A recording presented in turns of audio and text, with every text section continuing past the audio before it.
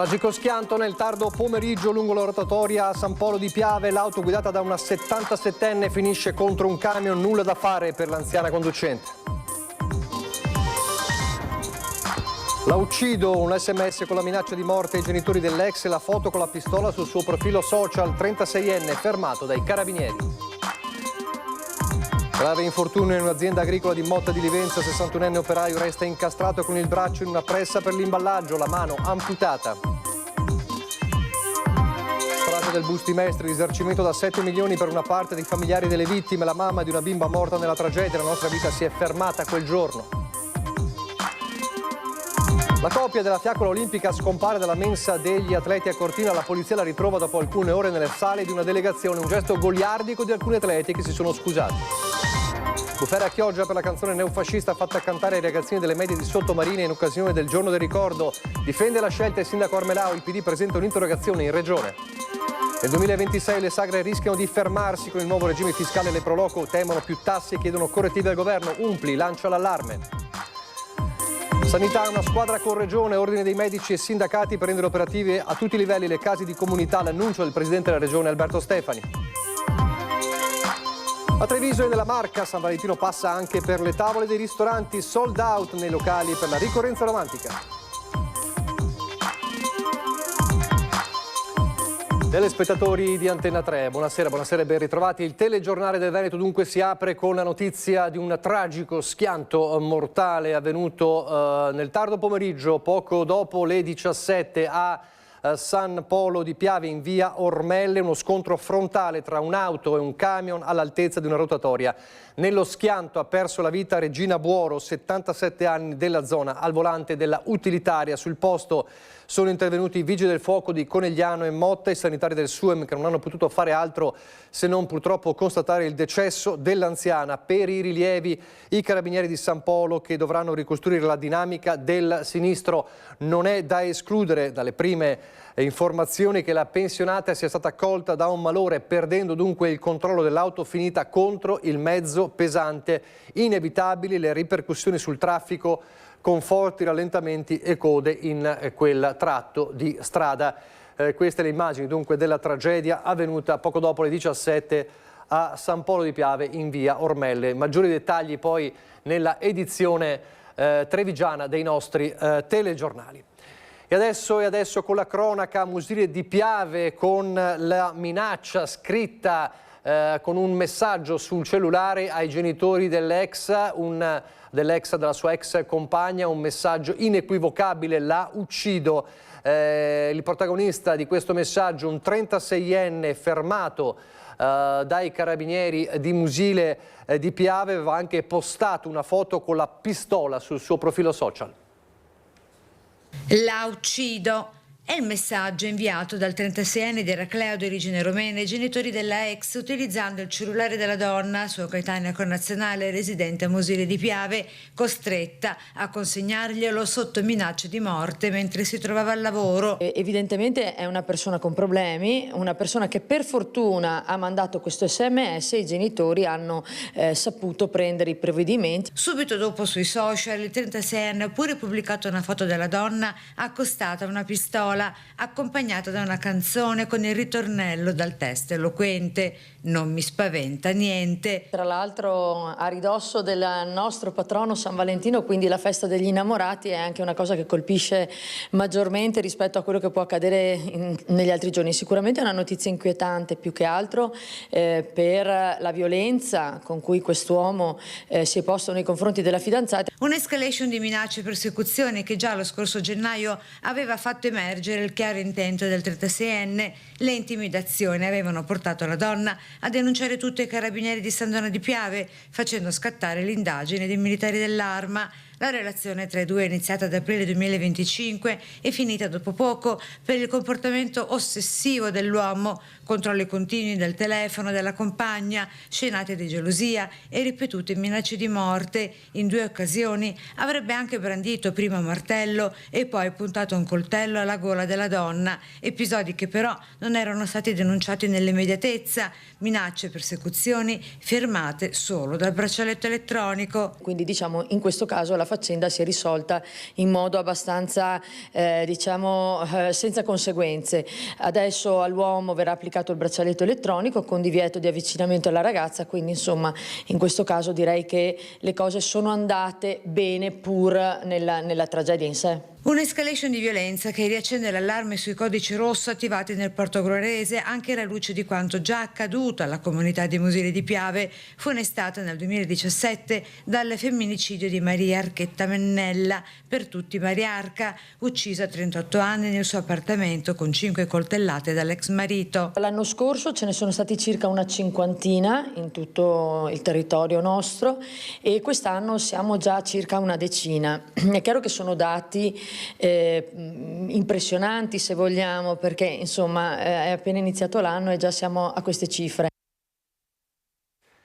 E non è finita, c'è un'altra storia che riguarda donne vittime dell'ossessione degli ex compagni. In questo caso siamo a Vedelago, siamo nella Marca Trevigiana e parliamo di un uomo che non solo aveva minacciato la sua ex convivente di diffondere immagini intime dei loro rapporti, e già questo è un reato, ma era arrivato a fare una copia delle chiavi della casa dell'ex, ovviamente senza che lei lo sapesse, e si è introdotto in casa, quindi momenti davvero di paura per questa donna.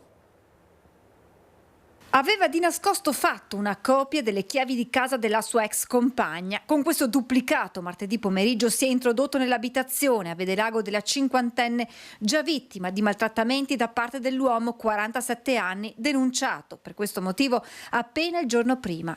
La donna in casa, in quel momento terrorizzata, ha chiamato un amico che a sua volta ha segnalato quanto stava accadendo ai carabinieri.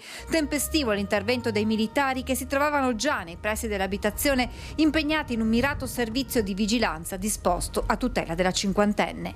L'uomo è stato bloccato prima che potesse avvicinarsi all'ex convivente ed è stato arrestato per violazione di domicilio e atti persecutori.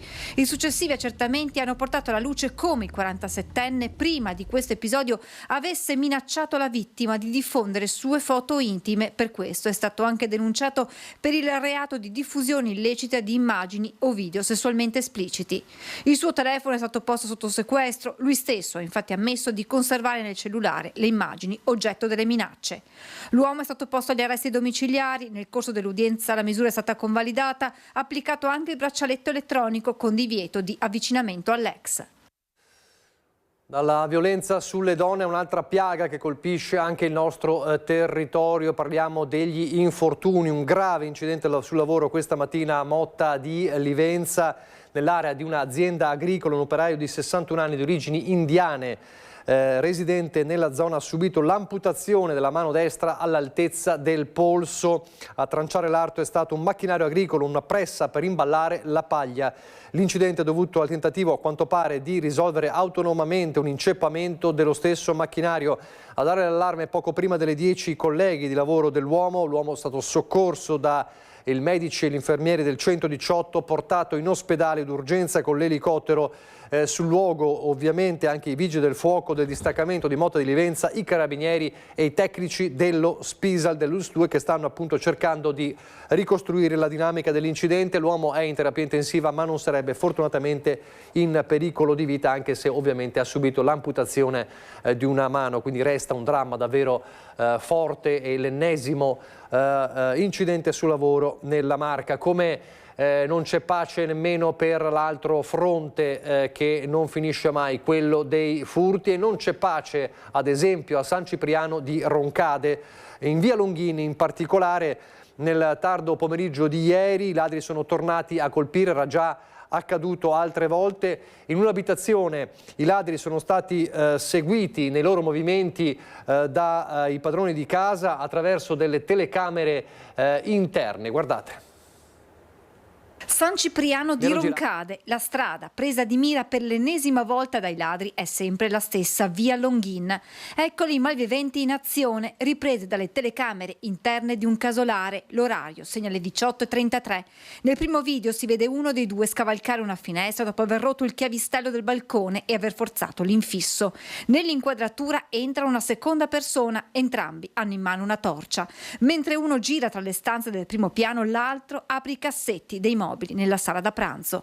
Passano diversi minuti, i banditi travisati ricompaiono ripresi da un'altra telecamera installata sulle scale. Il primo a salire tiene una seconda torcia in bocca, dietro di lui il complice che nell'affrontare i gradini scivola a causa delle scarpe infangate. Mentre la coppia è in azione, a seguire i suoi movimenti i padroni di casa usciti appena un quarto d'ora prima che l'allarme entrasse in azione segnalando l'effrazione. Potrebbe essere stato proprio questo a mettere in fuga i due, come si vede nelle immagini mentre velocemente scendono le scale per scappare. Le telecamere sono partite in concomitanza con lo scatto dell'allarme e abbiamo potuto appunto vedere che effettivamente c'era qualcuno all'interno. E l'allarme li ha messi in fuga? Sì, esatto, infatti sono stati pochissimo, proprio sia perché non hanno trovato nulla probabilmente, perché non abbiamo nulla, sia perché appunto c'era l'allarme che continuava a suonare. A quel punto Martina chiama i carabinieri che in pochi minuti arrivano sul posto, ma dei due banditi non c'è più traccia. Gli spostamenti dei malviventi erano già stati notati dai vicini. Siamo stati appunto contattati anche da dei vicini per dirci che avevano visto delle torce appunto nella nostra proprietà e insomma, però c'erano già i carabinieri quando purtroppo ci avevano chiamato insomma per avvertirci. Dopo il colpo nell'abitazione di Martina, i due sono stati visti allontanarsi e, come segnalato anche sulla pagina Facebook di Furti in Corso, scavalcare i cancelli di altre abitazioni. Anche i carabinieri ci hanno informato che in altre abitazioni qui vicino, sempre in via Longhin, sono stati avvistati sempre, immagino, le stesse due persone. Un incubo senza fine per i residenti di via Longhin che da tempo si sono dotati di luci con sensori di movimento, sistemi d'allarme, telecamere che, come nel caso di Martina, hanno permesso di evitare che i ladri portassero a termine il loro piano. A proposito di furti, è sembrato per qualche ora almeno un furto. Parliamo della scomparsa della copia, di una delle copie della torcia olimpica che era appunto era scomparsa dalla mensa degli atleti al villaggio olimpico. Ebbene, è stata ritrovata dopo qualche ora nelle sale di una delegazione. Le immediate indagini della Polizia di Stato hanno consentito in tempi rapidissimi, anche grazie alle telecamere di videosorveglianza, di recuperare la torcia appunto che era scomparsa dal villaggio olimpico di Cortina, e gli stessi accertamenti hanno poi permesso di scoprire e di risolvere il giallo con un atto commesso con intenzioni goliardiche da un gruppo di atleti che hanno poi ammesso le loro responsabilità scusandosi, e quindi la fiamma è stata riconsegnata ai responsabili di Fondazione Milano Cortina. La strage del bus di Mestre, c'è un risarcimento da 7 milioni per 11 famiglie, una parte delle famiglie. È una magra purtroppo consolazione per esempio per tanti genitori e familiari che hanno perso i loro cari in quella terribile tragedia. 11 persone tra familiari delle vittime e feriti sono state risarcite per un totale di 7 milioni di euro per l'incidente del bus precipitato dal cavalcavia di Mestre nell'ottobre del 2023, tragedia in cui morirono 22 persone. A renderlo noto il gruppo OGS, che ha assistito 8 famiglie e 3 sopravvissuti dopo lo schianto. Per noi si chiude solo l'aspetto risarcitorio, racconta Natalia Lomachina, che nell'incidente ha perso la figlia di 10 anni e il suocero. La nostra vita si è fermata quel 3 ottobre 2023. Da quel giorno nulla ha più senso, dice. Sul fronte giudiziario, la Procura della Repubblica di Venezia ha chiuso a dicembre scorso le indagini nei confronti di 7 dirigenti comunali accusati a vario titolo di omicidio colposo, lesioni colpose stradali e crollo colposo. Resta dunque aperto il capitolo della responsabilità e della sicurezza, mentre per le famiglie il dolore non trova ancora giustizia.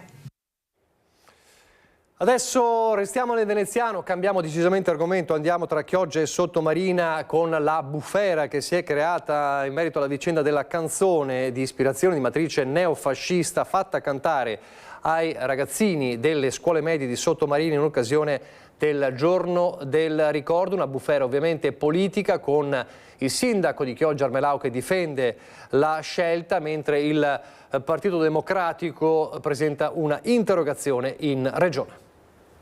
porterà sicura verità profonde, perché in Dalmazia non ti sembri cristiano, anche le pietre parlano italiano. Non si placa la polemica sulle strofe della canzone di Là dall'acqua fatta cantare ai ragazzi delle medie Pascoli Galilei di Sottomarina in occasione della commemorazione organizzata dal Comune per il giorno del ricordo lo scorso 10 febbraio. Il brano della Compagnia dell'Anello, di matrice neofascista e vicina a Casa Pound, ha suscitato infatti forti reazioni per il contenuto della canzone, considerata nostalgica e nazionalista. Se dall'ala sinistra arrivano condanne e richieste di spiegazioni, lo stesso Jonathan Montanariello ha chiesto che il caso venga discusso in giunta regionale tramite un'interrogazione a risposta immediata.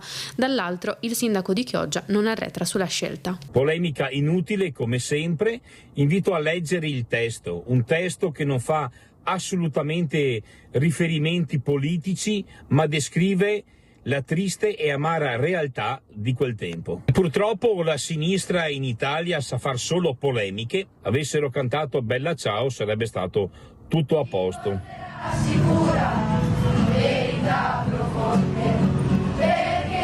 Ecco, leggete il testo e capirete che calza a pennello su quella che è stata la storia della tragedia degli esuli italiani e anche ovviamente la tragedia delle foibe. Di testo in linea con la commemorazione parla il dirigente scolastico dell'istituto, mentre arriva la condanna della CGIL che ritiene inammissibile che i ragazzi vengano strumentalizzati. A dichiararlo Edina Cadice e Daniele Giordano. La scuola deve essere luogo di formazione critica e cultura democratica, si legge nel comunicato diffuso, non veicolo di repertori neofascisti. L'Ampi di Chioggia invece fa sapere dell'incontro con il dirigente, in cui si è appurato che la canzone è stata scelta senza un'accurata valutazione su quale fosse la sua origine e senza nessuna finalità politica o revisione storica. Un allarme che riguarda uno dei cardini della nostra regione, parliamo delle pro loco e quindi le feste paesane, le sagre, davvero una caratteristica fondamentale del nostro territorio, sagre che rischiano di fermarsi nel 2026, guardiamo perché. Sono il cuore pulsante dei paesi, tengono unite comunità e tramandano tradizioni che si ripetono da generazioni. Ma per le sagre il 2026 potrebbe diventare un anno critico. L'allarme arriva da Umpli Padova. Con il nuovo regime fiscale previsto dal codice terzo settore, entrato in vigore dal 1 gennaio scorso, le pro loco rischiano di essere equiparate a enti commerciali. Questo comporterebbe un aggravio di imposte e nuovi obblighi amministrativi e contabili che metterebbero in ginocchio queste realtà. Quello che ci preoccupa è oltre la soglia sotto o sopra gli 85.000 euro come ci è stato dettato, ma soprattutto come dobbiamo gestire un po' la cosa. Le manifestazioni che fanno le pro loco sono quasi sempre manifestazioni di interesse generale, nel senso che andiamo a promuovere quello che è il territorio piuttosto che il piatto tipico o altro. Allora lì ci sono delle fiscalità diverse, però poi siamo soggetti poi a delle verifiche che ci potrebbero far passare dalla parte commerciale. Ecco che allora dovremo comunque mantenere una contabilità ordinaria, il registratore di cassa e quant'altro. Ecco che allora diventerebbe un po' ingestibile per le pro loco fare questo, anche perché c'è bisogno comunque di un consulente esperto in questo. Proprio quello che consigliamo alle pro loco è stare attenti come ci muoviamo da adesso in poi, perché non possiamo sbagliare niente. Nel mirino finiscono eventi storici del territorio, dalla festa del cavallo di Legnaro alla fiera di San Martino, per citarne alcune. A preoccupare l'Umpli sono anche le ricadute sull'economia di questi paesi. E il problema è proprio questo, che certe pro loco, specialmente magari le più piccole, i direttivi anche un po' più anziani, dicono ma chi ce lo fa fare? Cioè piuttosto non lo facciamo. Noi per solidarietà abbiamo detto ci verrà forse la voglia di incrociare le braccia anche noi, però prima di arrivare a questo speriamo di trovare una soluzione. Senza novità da Roma, l'Umpli minaccia di fermarsi. So quanto questo sia fondamentale per i comuni, per le nostre realtà, per le nostre comunità. Io tantissime iniziative non le avrei fatte se non ci fossero state le pro loco, così come tantissimi sindaci non sarebbero in grado di offrire dei servizi ai cittadini senza le pro loco, oltre che le manifestazioni. Dobbiamo ricordare che le pro loco al giorno d'oggi non fanno solo sagre ed eventi, fanno anche tanto altro, e le attività locali, gli amministratori locali possono ringraziare queste grandi attività. Noi come Regione del Veneto sicuramente tutto quello che potremo fare per aiutare le pro loco in questa sfida nazionale lo faremo con coraggio e determinazione. Avete visto il presidente del Veneto Alberto Stefani che era ospite in prima edizione con Francesca Bozza. È stata una mattinata negli studi di Media Nord-Est oggi per il presidente del Veneto, che è stato poi anche questa mattina su Rete Veneta con Mirella Tuzzato a Sveglia Veneti, e poi anche ospite a Focus TG, dove tra i tanti temi si è parlato anche di sanità. Ebbene, c'è l'annuncio di un tavolo, di una squadra che verrà costituita tra Regione, Ordine dei Medici e sindacati per rendere operative a tutti i livelli le case di comunità. Attiveremo nei prossimi giorni una task force dedicata alle case di comunità e agli ospedali di comunità, con gli ordini dei medici, le ovviamente organizzazioni sindacali anche di medici e medicina generale, creare un dialogo per affrontare una sfida comune. Quando tutti sentiranno la sanità una sfida comune e non rivendicazioni di parte politica e non solo, riusciremo ad affrontare questa sfida. L'obiettivo è a strettissimo giro. La prossima settimana è il primo incontro in Regione, una squadra che coinvolga tutti gli attori sul fronte sanità. Ovviamente ci sono già delle interlocuzioni in corso con gli attori di questo tavolo e andremo poi periodicamente a monitorare lo stato dell'arte, ad aggiornare anche i cittadini del Veneto su quello che faremo e soprattutto a rendere operative le case di comunità, perché i cittadini dovranno conoscere questo strumento innovativo. Da 2 giorni sto girando le 99 case di comunità, che sono queste nuove strutture che stiamo realizzando, che andremo a realizzare nel corso dei prossimi mesi per garantire l'accesso alle cure primarie. Lì ci saranno medici di medicina generale,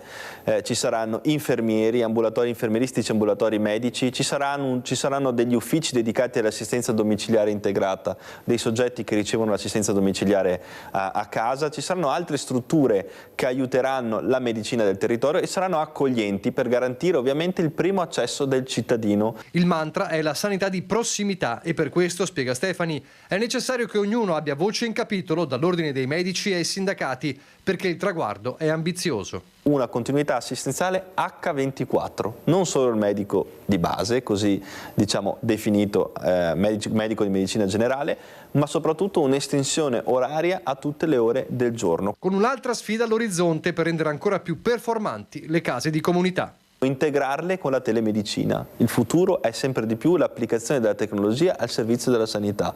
Ci sono degli strumenti di monitoraggio importanti anche da remoto che stanno portando dei risultati molto interessanti in Veneto e noi la sfida della tecnologia dobbiamo vincerla per primi. Alberto Stefani a Matteo Salvini, il ministro delle infrastrutture e trasporti, ha firmato il decreto che sancisce ufficialmente la piena operatività dell'autorità per la laguna di Venezia, nuovo magistrato alle acque. Oltre alla nomina dell'architetto Roberto Rossetto, presidente dell'autorità per la laguna di Venezia, nuovo magistrato alle acque, sono stati designati anche i membri degli organi previsti che rendono l'ente pienamente operativo. L'autorità come obiettivi principali a salvaguardare la città di Venezia e la sua laguna, nonché mantenere il regime idraulico lagunare. Tra le principali funzioni anche la gestione e manutenzione del Mose, la progettazione e gestione degli interventi di salvaguardia in ambito lagunare, vigilanza e tutela del demanio marittimo. Parliamo di un evento importante per tutti i fedeli, quello di domenica, la cosiddetta festa della lingua. Siamo ovviamente nella città del Santo a Padova, è la seconda festa antoniana dopo quella del 13 di giugno. Fu un segno mirabile nell'aprile del 1263, lo resta tuttora. La lingua di Sant'Antonio, ritrovata incorrotta, continua a essere conservata e venerata nella Cappella delle Reliquie all'interno della Basilica. Questo straordinario momento si celebrerà domenica prossima, a 763 anni dalla ricognizione dei resti del santo, con la festa della traslazione delle reliquie, detta in maniera popolare festa della lingua, che ricorda come a quasi 8 secoli dalla sua morte il santo continui a parlarci. L'accento è posto su quelle reliquie che in qualche modo richiamano proprio all'apparato vocale, a ricordare l'importanza della capacità di parlare che aveva Sant'Antonio. Ecco, credo che noi siamo tante volte subissati, travolte da tanti tipi di parole, a volte sono parole vuote, a volte sono parole violente, aggressive.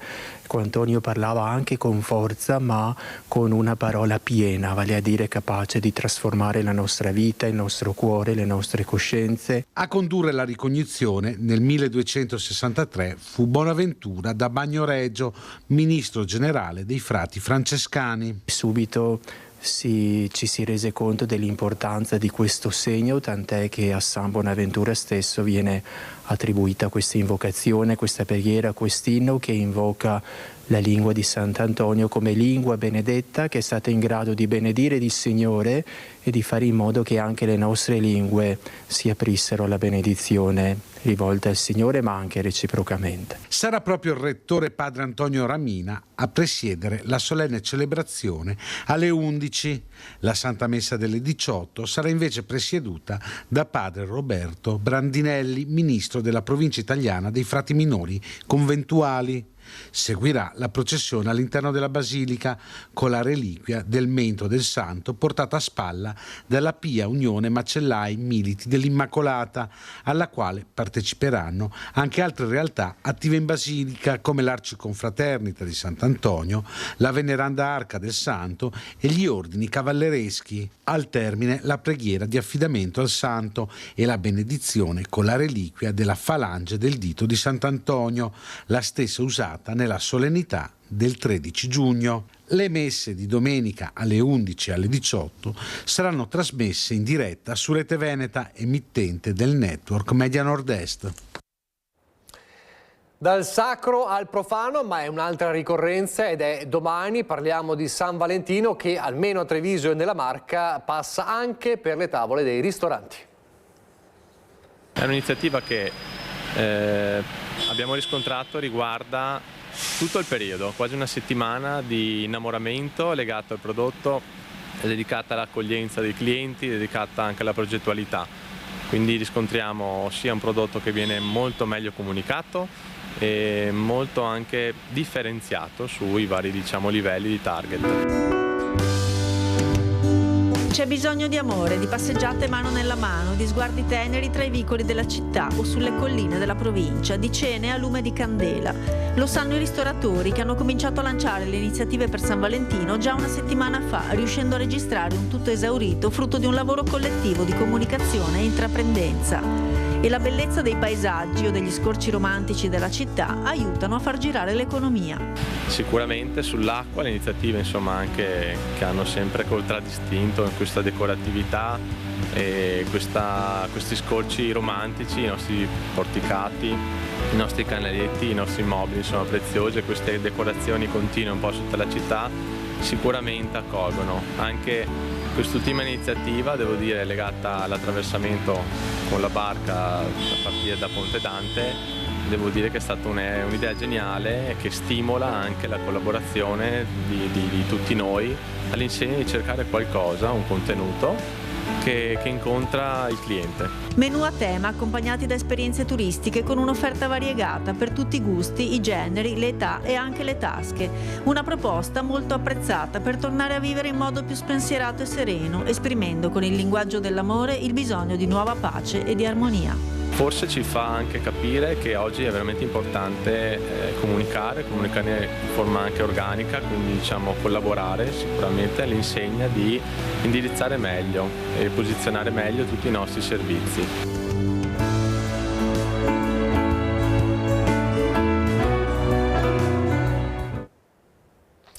E con il San Valentino è un augurio anticipato a tutti gli innamorati. Ci fermiamo qui, fra poco l'edizione di Venezia. Grazie per averci seguito, arrivederci.